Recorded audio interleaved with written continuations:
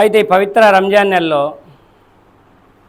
ఎందుకు ఉపవాసం ఉండాలి, నేను ఇది చెప్పుకుంటూ అందరికీ దైవం ఒక్కడే అనేటటువంటి విషయం తెలియజేసేటటువంటి అంశాన్ని మనం ఎక్కువగా పరిశీలిద్దాం. ఎందుకంటే సాయిబులకి ఒక్కరికి దేవుడు కాదు కదా అల్లా అంటే. సాయిబులకి ఒక్కడికి దేవుడా అల్లా అంటే? అల్లా అంటే మా సాయిబుల్ దేవుడు అనేవాళ్ళు ఎక్కడ ఎవరన్నా ఉన్నారా? సృష్టికి దేవుడు, సూర్య చంద్రులకి దేవుడు, భూమి ఆకాశాలకి దేవుడు, పంచభూతాలకి దేవుడు. అర్థమవుతుంది? అల్లా అంటే అది అరబీ భాష. ఆ సృష్టికర్త అయిన దైవాన్ని ప్రతి మనిషి ఆపద వచ్చినప్పుడు, కష్టం వచ్చినప్పుడు, చిన్న ఎగ్జాంపుల్ చెప్పాలంటే రోడ్డు మీద పోతున్నాడు, ఆ కూసుమంచి రోడ్డు, ఆ హైవే ఎక్కగానే యాక్సిడెంట్ అయింది, కారు వచ్చి గుద్దింది, బండి మీద పోతున్నాడు, 2 ముక్కలైంది కాలు, ఇక్కడ మోకాలు కింద క్లియర్గా నేను కొంతమందిని చూడటం జరిగింది, 2 ముక్కలైంది. అప్పుడు అతని దగ్గరికి పోయి నీ బాధ ఏందని అంటే అతను ఎలా ఉంటుంది, అతని యొక్క సిచ్యువేషన్, అతని పరిస్థితి చెప్పండి. ఇట్లా పైకి చూసి కాలు మొత్తం రక్తం ఓడుతుంది, మొత్తం చుట్టూ మొత్తం రక్తమే, ఆ పరిస్థితిలో ఉన్నాడు. లేదా ఇంకేదైనా పెద్ద ఆపదలో ఉన్నాడు, ఇంకేదైనా పెద్ద జబ్బు వచ్చింది, అప్పుడు ఏమంటాడు చెప్పండి? ఏమంటాడు? దేవుడే నాకు దిక్కు అని చెప్పి ఏడుస్తూ ఉంటాడు, మరపెట్టుకుంటూ ఉంటాడు. ఎంత పెద్ద మనగాడైనా ఏడుస్తూ ఉంటాడు. కోటీశ్వరుడు కూడా ఏడుస్తాడు, అవునా కదా? కాలు 2 ముక్కలు ఇరిగడబడితే నేను కోటీశ్వరుని, నేను ఏడవకూడదని చెప్పి గర్వం బెంకాలు పోయే వాళ్ళు ఎవరన్నా ఉన్నారా? ఏం లేదు, ఆడ నొప్పి, నీ డబ్బు గిబ్బు అన్నీ మర్చిపోతాం. దేవుడా దేవుడా దేవుడా. ఈ ఆపద సమయంలో మీరు ఎవరినైతే గుర్తు చేసుకుంటున్నారో ఆ ఒక్కడిని గుర్తు చేసుకున్నప్పుడు మిగతాయి మీరు ఆయనతో సమానంగా పెట్టుకున్న ఏవైతే ఉన్నాయో అవన్నీ మీరు మర్చిపోతారు, దైవం చెప్తున్నాడు. అర్థమవుతుందా? కాబట్టి ఈ రంజాన్ మాసంలో ఉపవాసం ఎందుకు ఉండాలి? ఎంతమంది తెలుసండి? చెప్పండి ఒకసారి. ఉపవాసాలు అయితే చాలామంది ఉంటున్నారు, ఎందుకు ఉండాలి? ఈ మాటలు మనం ఈ చేకోమ మసీదులో మనం తెలుసుకోకపోతే ఇప్పుడు మళ్ళీ వేరే వాళ్ళకి ఆకలి విలువ తెలియడం కోసం, నలుగురికి సాయం చేయడం కోసం, చెడులకి దూరంగా ఉండటం కోసం, మా చెల్లెళ్ళు అక్కలు బెహనం కేబల్ రేమ్ చెప్పండి, ఏదో చెప్తున్నారు చెప్పండి, వినపల్లా.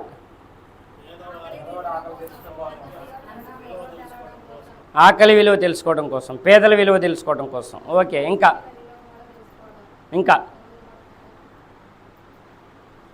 ఓకే, ఇవన్నీ చెప్పారు. అసలు ఖురాన్ ఏం చెప్తుంది? 2వ అధ్యాయం 183వ వచనం. ఈ యొక్క ఖురాన్ అవతరించిన నెల రంజాన్ నెల 185లో ఉంటుంది. ఇది 183లోనేమో. ఇంతకుముందు సమాజాలకు కూడా, ప్రవక్తలకు కూడా ఇందాక మౌలాలి గారు ఆల్రెడీ చెప్పారు, ప్రతి ఒక్క ప్రవక్త సమాజానికి నేను ఉపవాసాలు ఇచ్చాను, పూర్వీకులకు కూడా ఇచ్చాను, ఇప్పుడు మీకు కూడా ఇస్తున్నానని చెప్పాడు. అయితే ఖురాన్ అవతరించిన నెల రంజాన్ నెల. ఈ నెలని ఎవరైతే పొంది ఉన్నారో, నేను దేవుడు ఒక్కడే నమ్మాను, అల్లాని నమ్మాను, ఏదైతే 5 ఇస్లాంలో విధులు ఉన్నాయో, లా ఇలాహ ఇల్లల్లా ముహమ్మద్ రసూలుల్లాహ్, 2వది నమాజ్, 3వది జకాత్, 4వది రోజా, 5వది హజ్. అర్థమవుతుందా? ఈ 5 ఎవరైతే ఒప్పుకున్నారో వాళ్ళ మీద ఈ యొక్క విశ్వాసులు అంటారు వాళ్ళని. అర్థమవుతుందా? సాయిబులు కాదు. ముస్లిం అంటే దైవ విధేయుడు, ఇస్లాం అంటే దైవ విధేయత. ఇదంతా కూడా మనకి అర్థాలు తెలిసి ఉండాలి. ఈ అర్థాలతో ఇప్పుడంతా అపోహలో ప్రతి ఒక్కరు కూడా సెటైర్లు వేయటం మొదలుపెట్టారు. అర్థమవుతుందా? ఇస్లాం అంటే టెర్రరిజం అని, ముస్లిం అంటే టెర్రరిస్ట్ అని. అది వాళ్ళ భ్రమ, వాళ్ళ అపోహ, వాళ్ళ యొక్క అజ్ఞానం, వాళ్ళ యొక్క దౌర్భాగ్యం. ఎందుకు చెప్తున్నానండి ఈ మాట? 260 కోట్ల మంది ఉన్నారు. 260 కోట్ల మంది ఉన్నారు. ముస్లింలు ఎంతమంది ఉన్నారు ప్రపంచం మొత్తం? ఏ ఒక్కడో తప్పు చేసినా సాయి పేరుతో విశ్వాసం లేకుండా దాన్ని తీసుకొచ్చి ఈ యొక్క ఇస్లాం ధర్మానికి ఆపాదిస్తూ ఇక మీరంతా ఇంతే, దాన్ని ఏమంటారు? అర్థమవుతుందా? అది అజ్ఞానం అంటారు. అతనికి ఇస్లాం లోపల లేదు, ఓన్లీ ముస్లిం పేరుంది. ఆయన సాయిబులింటో పుట్టాడు, అతను ఉపవాసాలు ఉండడు, అతను తాగుతాడు, అర్థమవుతుందా? లేదా నమాజ్ లెక్కొడతాడు, లేదా వడ్డీ తింటాడు, లేదా ఇంకేదో తింటాడు, డబ్బు కోసం నానా గడ్డి కాదని తింటాడు. అతను చేసిన తప్పుకి మా అందరిని కూడా మీరందరూ తీవ్రవాదులే అనటం వాళ్ళ విజ్ఞతకి వదిలేద్దాం. ఆ అజ్ఞానాన్ని పారదోలే బాధ్యత మనం తీసుకోకపోతే ఇంకా ఇది పెరిగిపోద్ది. స్కూళ్ళల్లో పాఠాలు చెప్పే టీచర్లు, లెక్చరర్లు కూడా ఈ సెటైర్లు వేయటం మొదలుపెట్టారు. కాబట్టి దీన్ని ఆపాలి. ఇస్లాం అంటే ఇది అరబీ వర్డ్, దైవ ఆజ్ఞని పాటించడం. ఎవరు ఆ దైవం? ఎవరా దైవం అంటే ఈ భూమి ఆకాశాలని సృష్టించి ఈ సూర్యచంద్రుల్ని పంచభూతాలని సృష్టించి ఈ కాలచక్రాన్ని నడిపిస్తున్నటువంటి ఆ మహత్తర శక్తి గల ఆ దైవాన్ని మాత్రమే అరబీ భాషలో అల్లా అంటారు. ఆ దైవాన్ని దైవంగా ప్రతి మానవుడు, జ్ఞానం ఉన్న ప్రతి మానవుడు ఒప్పుకోవాల్సిందే. ఎందుకు ఒప్పుకోవాలి? మేము దేవుణ్ణి ఒక్కడిగా ఒప్పుకోము అని ఎవరైనా అంటే, నిన్ను పుట్టించింది ఎవరు, నీ తల్లి గర్భంలోకి తీసుకొచ్చింది ఎవరు, అక్కడ నిన్ను పిండంగా శిశువుగా తయారు చేసింది ఎవరు, పుట్టుక ద్వారా భూలోకానికి తీసుకొచ్చింది ఎవరు, పసిబాలుడిగా ఉన్న నిన్ను ఈ యొక్క 5 అడుగులు 6 అడుగులు 6 అడుగులున్నర ఈ స్థాయి ఎత్తిచ్చి నీకు కావలసినటువంటి రూపాన్ని, కలర్ని, అర్థమవుతుందా, మొత్తాన్ని నువ్వు తెచ్చుకోలేదు. నిన్ను సృష్టించిన దైవం, అరబీలో చెప్తే అల్లా సుబ్హానహు వ తఆలా, ఆయన నీకు ఇచ్చాడు. అర్థమవుతుందా? ఆయన ఇచ్చి ఆయన నిన్ను కూడా ఈ కాలచక్రంతో పాటు నిన్ను కూడా నడిపిస్తున్నాడు. ముస్లింలనే కాదు, హిందువులనే కాదు, క్రైస్తవులనే కాదు, ప్రతి మానవుణ్ణి నడిపిస్తున్నాడు. అందుకే ఖురాను 2వ అధ్యాయం 185 వచనం, మానవులందరికీ ఈ దివ్య ఖురాన్ మార్గదర్శకం. అర్థమవుతుందా? మానవులందరికీ, సాయిబులకు ఒకళ్ళే కాదు. ఇది అవతరించిన నెల రంజాన్ నెల కాబట్టి ఈ నెలను ఎవరైతే పొంది ఉన్నారో, నేను దేవుణ్ణి ఒక్కని కల్మా చదివి ఉన్నారో అంటే విశ్వాస ప్రకటన, లా ఇలాహ ఇల్లల్లా, గాడ్ ఈజ్ ఓన్లీ వన్ అని ప్రకటించి ఉన్నారో, ముహమ్మద్ సల్లల్లాహు అలైహి వసల్లం గారు అల్లా యొక్క ప్రవక్త, అల్లా యొక్క దాసుడు అని ఎవరైతే నమ్మి ఉన్నారో వాళ్ళందరిపై కూడా ఉపవాసం ఫర్జు చేయబడింది. తప్పనిసరిగా ఉండాల్సిందే. దాంట్లో అసలు ఎటువంటి రాజీ లేదు. ఫర్జ్ ఇది. సున్నత్ కాదు, ఫర్జ్ ఇది. ఆ ఉంటే లాభం ఏంటి? లాభం లేనిది ఏం చేయం కదా మనం. చేస్తాం ఏమన్నా? ఇవాళ పనికొత్తవా అంటే ఎంత ఇస్తామని అడుగుతారు, అవునా కదా? సాయంత్రం వరకు పనికి రావాలంటే ఎంత ఇస్తావు డబ్బులు, ముందు డబ్బులు ఏంది నాకేంటి అని అడుగుతాం. ఇందులో లాభాలు తెలుసుకొని ముగిద్దాం. ఎందుకంటే రంజాన్ నెల, అందరూ ఉపవాసాలు ఉన్నారు. ఎక్కువ సమయాన్ని నేను తీసుకోకుండా, మీకు ప్రాపంచిక లాభాలు కావాలా, పరలోక లాభాలు కావాలా? 2 లాభాలు ఉన్నాయి. అదెవరు చెప్తున్నారు? మాకు ఇప్పుడు కావాలనే వాళ్ళు ఉన్నారు. అందుకే అల్లా అంటున్నాడు, దైవం అంటున్నాడు, నువ్వు ఇహలోకం కోరుకో, పరలోకం కోరుకో, 2 ఇవ్వగలిగే శక్తి ఆయన కాడుంది. మీరు దైవాన్ని దైవంగా నమ్మితే, ఫస్ట్ అర్థమవుతుందా? దైవాన్ని దైవంగా నమ్మితే అంటే అల్లాని అల్లాగా నమ్మితే, అల్లా అనేది మనం అందరికీ యూనిఫామ్గా, ఒక ఎటువంటి విభేదాలు తలెత్తకుండా ఒక యూనిఫామ్గా, ఒక ఐక్యత కోసం మనం ఆ మాట చెప్పాలి. నిజంగా చెప్తే విశ్వాసం వచ్చిన తర్వాత ఆయన అల్లా ఆచరణ పరిధి వేరు. నేను ఈ మైకు ఊరందరూ వింటున్నారు, వాళ్ళకు కూడా అర్థం కావడం కోసం నేను ఇంకా చాలా వివరంగా చెప్పే ప్రయత్నం చేస్తున్నాను. అర్థమవుతుందా? దీన్ని కొంతమంది ముస్లింలు ఈయన, పండితులు ఈయన ఎంగో కొద్దిగా దాన్ని అపార్థం చేసుకోవద్దు. అర్థమవుతుందా? ఇది అందరు వింటున్నారు, అందరికీ దైవం ఎవరో తెలియాలి. చెప్పాల్సిన బాధ్యత మన మీద ఉంది. ఆ బాధ్యతను మీరు విస్మరించారు కాబట్టే మన మీద అల్లా యొక్క శిక్ష స్టార్ట్ అయి ఉంది. ఆల్రెడీ ఒక ఎన్ని సంవత్సరాల నుంచి, ఒక 10-12 సంవత్సరాల నుంచి మన మీద అల్లా యొక్క శిక్ష స్టార్ట్ అయి ఉంది. అది పెరుగుతూ ఉంది.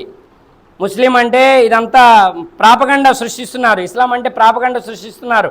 కాబట్టి దానికి ఆన్సర్ చెప్పాల్సిన బాధ్యత ముస్లిం పండితులపై, ముస్లిం సమాజంపై ఉంది. ఈ మిగతా సమాజానికి ఈ ఆన్సర్, ఈ జవాబు చెప్పాల్సిన బాధ్యత ఉంది. అందులో భాగంగానే అందరికి అర్థమయ్యే విధంగా నేను తెలుగులో చెప్పడం జరుగుతుంది. ఖురాన్ అవతరించిన నెల రంజాన్ నెల. అర్థమవుతుందా? ఈ నెలను ఎవరైతే పొందారో వాళ్ళందరూ తప్పనిసరిగా ఉపవాసం ఉండాలి. అందరూ ఉండాలంటే వాళ్ళల్లో కొంత మాఫీ ఉంది. ఎవరైతే వ్యాధిగ్రస్తులై ఉన్నారో అది మీకు తెలిసినయే. ఎవరైతే చిన్నపిల్లలు ఉన్నారో, ఎవరైతే వృద్ధాప్యంలో ఉన్నారో, వీళ్ళు ఎవరైతే ప్రయాణంలో ఉన్నారో వీళ్ళకి ఈ ఉపవాసం లేదు.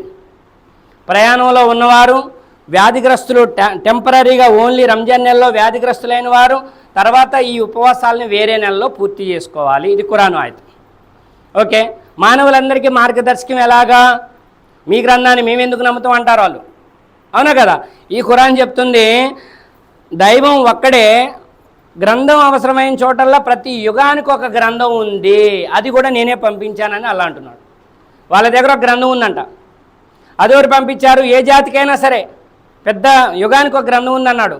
జాతికి ఒక ప్రవక్తను పంపించా అన్నాడు. ఇంకా కొన్ని చోట్ల అవసరమైన చోట 2 ప్రవక్తలను, 3 ప్రవక్తలను కూడా పంపించా అని చెప్పాడు.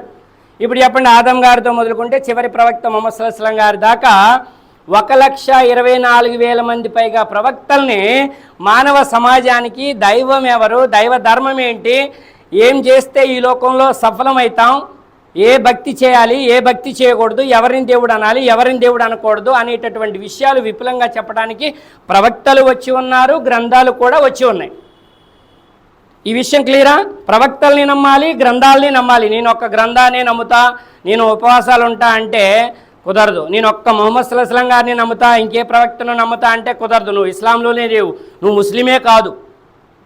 ఈ విషయం అందరికీ అర్థమైంది కదా? ఓకే. మానవులందరికీ మార్గదర్శకం ఎలాగా? ప్రతి గ్రంథంలో కూడా దైవం ఒక్కడున్నాడని గ్రంథాలన్నీ చెప్తున్నాయి ముక్త కంఠంతో. మీరు ఏ గ్రంథమైనా పట్టకరండి, దాంట్లో దేవుడు ఒక్కడున్నాడు. భాషా మార్పే కానీ భగవంతుడి మార్పు కాదు. మరి భూమి మీదకి వచ్చిన వాళ్ళు గురువులు, యుగ పురుషులు, ప్రవక్తలు, ఋషీశ్వరులు, వాళ్ళు ఎవరైనా మేము దేవుళ్ళమి, మాకు భక్తి చేయండి అని చెప్పి ఉన్నారా? చెప్పలేదు. మరి చెప్పపోతే మీరే వాళ్ళు మరణించిన తర్వాత, వాళ్ళ శిష్యులు కూడా మరణించిన తర్వాత వాళ్ళని మీరు దేవుడిగా చేసుకున్నారు. ఎందుకు? సెంటిమెంట్గా, ఊహాజనితంగా, ఇంకేంటి, ఊహలు, సెంటిమెంట్లు, భ్రమలు. వాళ్ళందరూ దేవుడు అంటున్నారు, నేను దేవుడు అనకపోతే నాకేమైనా కీడు జరిగిద్దేమో అని భయపడే వాళ్ళు కూడా ఉన్నారు. అర్థమవుతుందా? ఇక గ్రంథాలన్నీ దైవం ఒక్కడే అని చెప్తున్నాయి. ప్రవక్తలందరూ కూడా దేవుడు ఒక్కడని చెప్పారు. ఆయన అరబీ భాషలో చెప్తే అల్లా అంటారు. ఆ సనాతనంగా మొట్టమొదటి మానవుడి నుంచి ఆరాధించబడుతున్నటువంటి, అంటే మొట్టమొదటి జంట ఆదాం గారు, అవ్వ గారు. ఆ జంట ఎవరినైతే దేవుడు అన్నారో ఆయన్నే ఇప్పుడు మొహమ్మద్ సల్లల్లాహు అలైహి వసల్లం గారు కానీ, ఆయన చనిపోయి 1500 సంవత్సరాలు అవుతుంది సుమారుగా. ఆయన ఉమ్మతంతా 260 కోట్ల మంది అలా ఉపవాసం ఉన్నారు. వీరందరూ కూడా మొట్టమొదట ఆరాధించిన ఆ మానవుడు ఎవరినైతే ఆరాధించాడో ఆదాం గారు, ఆ దైవాన్నే మేము ఆరాధిస్తున్నాం. ఇందులో ఏమాత్రం సందేహం లేదు. క్లియరా ఇది? ఇక ఉపవాసం ఉండటం వల్ల లాభం ఏంటి అంటే మీలో భయభక్తులు జనించే అవకాశం ఉంది. ఈ రంజాన్ నెల ఖురాన్ పొందినాం. ఖురాన్ ఎవరైతే పొందారో వారసత్వంగా వాళ్ళందరూ ఉపవాసం ఉండాలి. ఉపవాసం ఉండటం వల్ల లాభాలు ఏంటి అంటే మీలో భయభక్తులు జనించే అవకాశం ఉంది. భయము, భక్తి. భయం చాలా అవసరం అండి ప్రతి మనిషికి.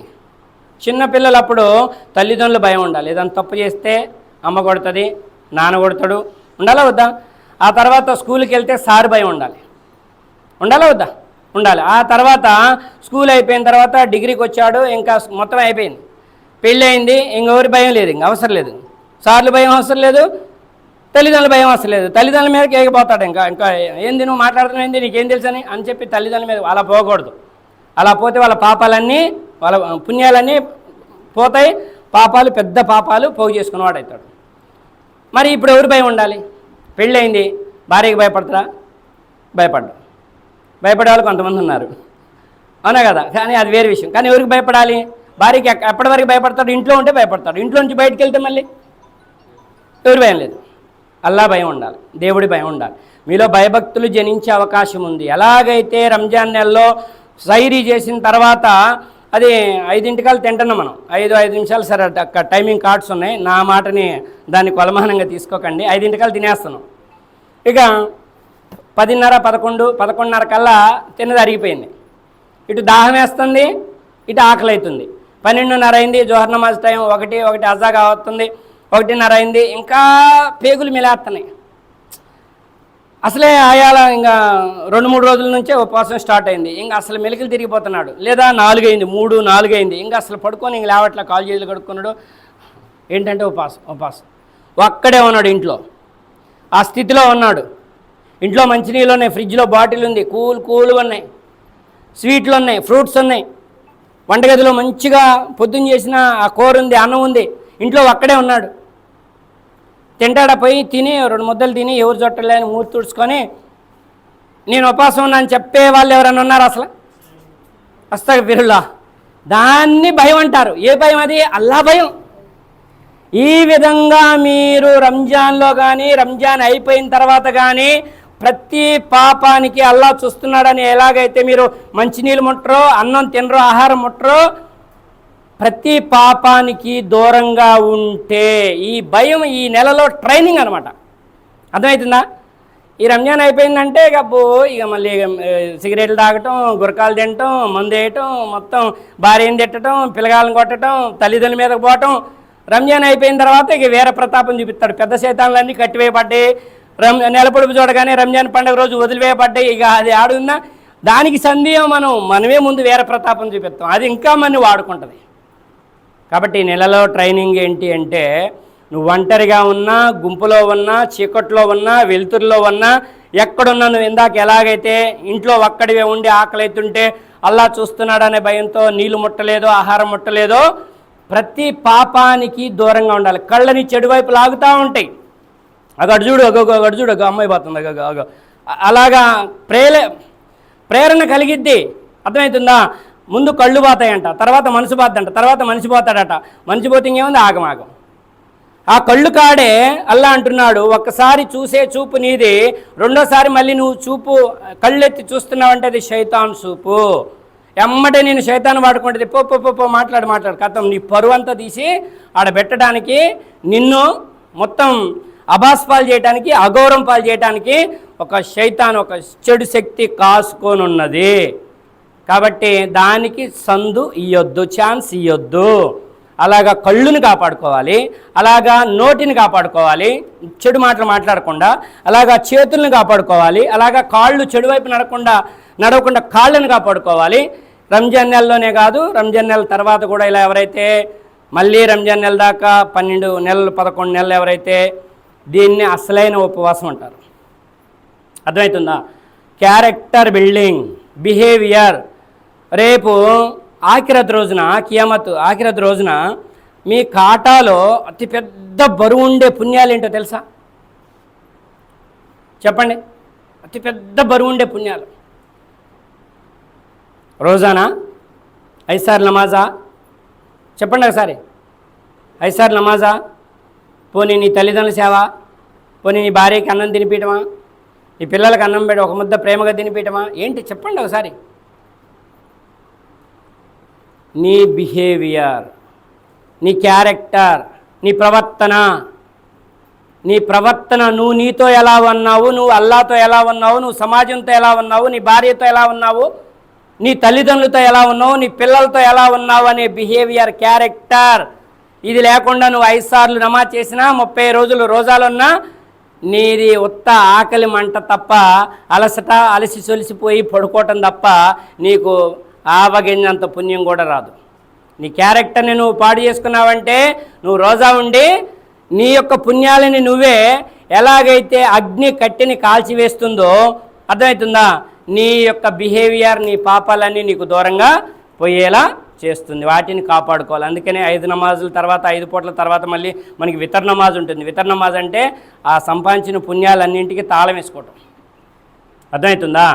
సంపాదించిన డబ్బుల్ని ఎలాగైతే బీరువాలో పెట్టి తాళం వేసుకుంటామో, కొనుక్కొచ్చుకుని సంపాదించుకున్న నగల్ని ఎలాగైతే బీరువాలో పెట్టి తాళం వేసుకున్నామో, పెద్ద బీరువా గట్టిగా ఉండాలి, పలచకుండకూడదు, దొంగల బట్ట రాకూడదు అని ఏదైతే ఆలోచన ఉందో, ఏదైతే భూమి కొన్నామో, ఏదైతే ప్లాట్ కొన్నామో ఆ కాగితాలు తీసుకొచ్చి రిజిస్ట్రేషన్ డాక్యుమెంట్ దాంట్లో పెట్టి ఏదైతే గట్టిగా భద్రంగా తాళం వేసామో, అలాగే మనం సంపాదించుకున్నటువంటి ఉపవాస పుణ్యాలు, 5 సార్లు నమాజ్ పుణ్యాలు, జిక్రు పుణ్యాలు, అర్థమవుతుందా?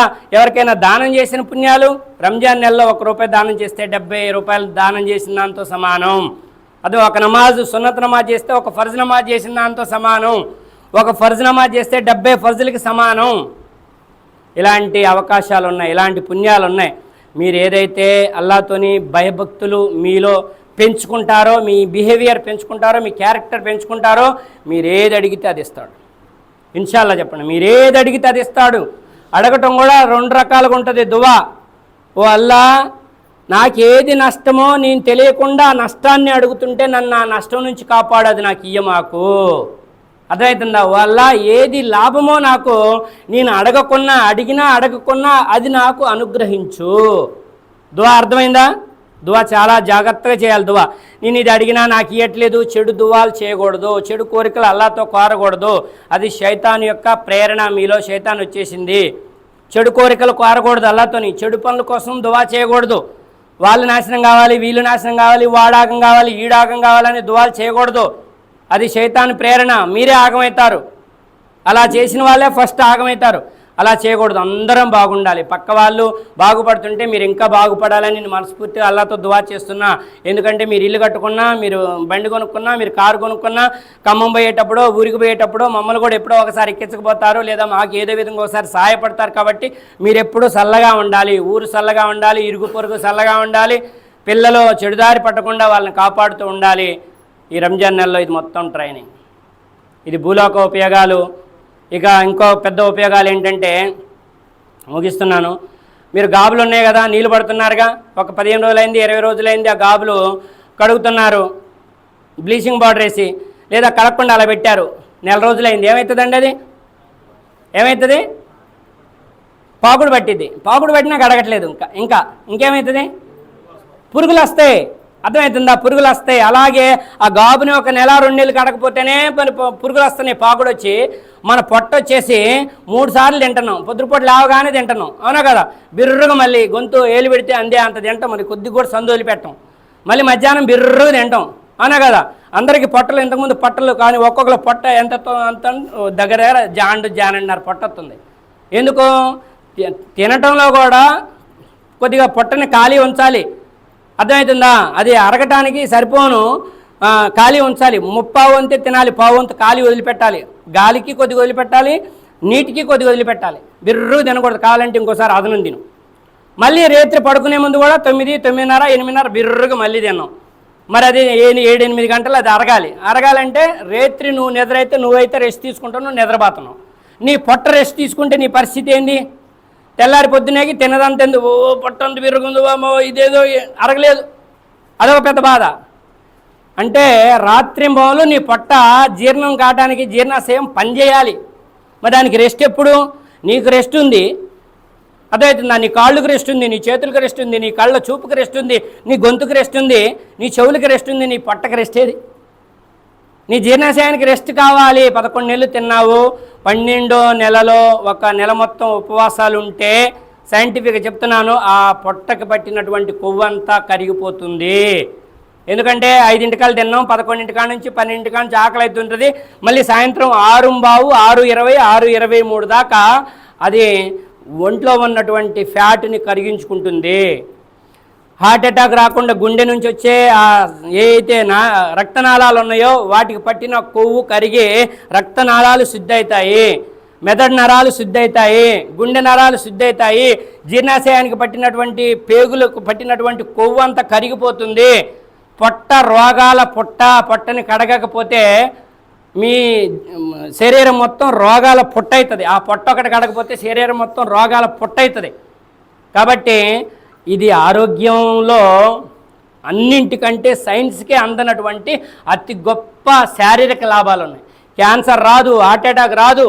ఎవరైతే 5 సార్లు నమాజ్ చేస్తున్నారో వాళ్ళకి మోకాళ్ళ నొప్పులు రావు, నడువుల నొప్పులు రావు. 80%, 90% రిజల్ట్స్ ఉన్నాయి. చిన్న విషయం కాదు. కాబట్టి భూలోక ఉపయోగాలు ఇవి ఉన్నాయి. ఇటు అల్లా దగ్గర ఎంత ఉంది అంటే, అసలు ఒక సముద్రం దగ్గరికి వెళ్ళి మీరు, సముద్రం చూసారు ఎక్కడెవరైనా సముద్రాలు? సముద్రం దగ్గరికి వెళ్ళి ఒక సూరి, ఒక పిన్నీసో ఒక గుండు సూదో ఇట్లా ముంచి ఇట్లా బయటికి తీస్తే దానికి ఎంత అంటిద్ది? ఒక పావు చుక్క కూడా అంటదు, అవునా కదా? సముద్రం అంతుంది అల్లా దగ్గర సంపద. మీకు సంపద కావాలి కదా, డబ్బులు కావాలి కదా, సముద్రం అంతుంది. మీకు ఆ గుండు పిన్ను ముంచి బయటికి తీస్తే ఎంత అంటిందో అంత పరిమాణం ఇస్తే ఈ భూలోకంలో కోటీశ్వరులు అయిపోతారు. భూలోకంలోనే అపర కోటీశ్వరులు అయిపోతారు. ఎప్పుడు ఇస్తాడయ్యా ఇది అని అంటే, ఆ అర్హత మీలో ఉన్నప్పుడు ఇస్తాడు. ఆ అర్హత మీలో లేకపోతే కొద్దిగా డబ్బులు వచ్చినాయి, నడమంత్రపు సిరి నరం మీద పుండు అంటారు. నరం మీద పుండు కూర్చొని ఇదో నిలబడినదో, నరమంత్రపు సిరి వచ్చింది వాడికి. ఇక ప్రతి ఒక్కడిని అరే ఒరే పోరే అరే రారా, ఓ అసలు వాడు ఈడేంటి ఇట్ట తయారైందని లోకలందరూ నవ్వుకుంటూ ఉంటారు, తిట్టుకుంటూ ఉంటారు. అలాగా మీకు డబ్బులు ఇస్తే చెడిపోతారేమోనని ఆపుతున్నాడు. కొంతమంది జ్ఞానం ఇస్తే చెడిపోతారు, కొంతమందికి డబ్బులు ఇస్తే చెడిపోతారు, కొంతమంది జ్ఞానం ఇవ్వతే చెడిపోతారు, కొంతమందికి డబ్బులు ఇవ్వతే చెడిపోతారు, కొంతమందికి అందం ఇస్తే చెడిపోతారు, కొంతమందికి అందం ఇవ్వతే చెడిపోతారు. అర్థమవుతుందా? కొంతమందికి హైట్ ఇస్తే చెడిపోతారు, కొంతమందికి హైట్ ఇవ్వతే చెడిపోతారు. ఎవరికి ఏమి ఇవ్వాలో ఆయనకే బాగా తెలుసు. అర్థమవుతుందా? కాబట్టి ఈ రంజాన్ ఉపవాసాలు ఉండి మీకేం కావాలో ఆ దువా చేయండి, అది కుబులవుతుంది. ఇన్షాల్లా అల్లాహ్ స్వీకరిస్తాడు. ఒక ఉపవాసి ఏదైతే రోజా విడిచే సమయంలో రోజా ఉండి ఆ యొక్క మనసునంతా ఆకాశాలపైకి పోనిచ్చి మన అప్లికేషన్ అల్లా యొక్క అర్షి దగ్గర ఓ అల్లా ఇగో నేను ఇగో అక్కడ సాష్టాంగం చేస్తున్నా, ఊహించుకోవాలి. ఇక్కడ పెడుతున్నా నీ అప్లికేషన్, నా అప్లికేషన్ తిరస్కరించమాకంటే అలాంటి ఉపవాసి యొక్క దువా అల్లా ఎట్టి పరిస్థితుల్లో తిరస్కరించడు. అది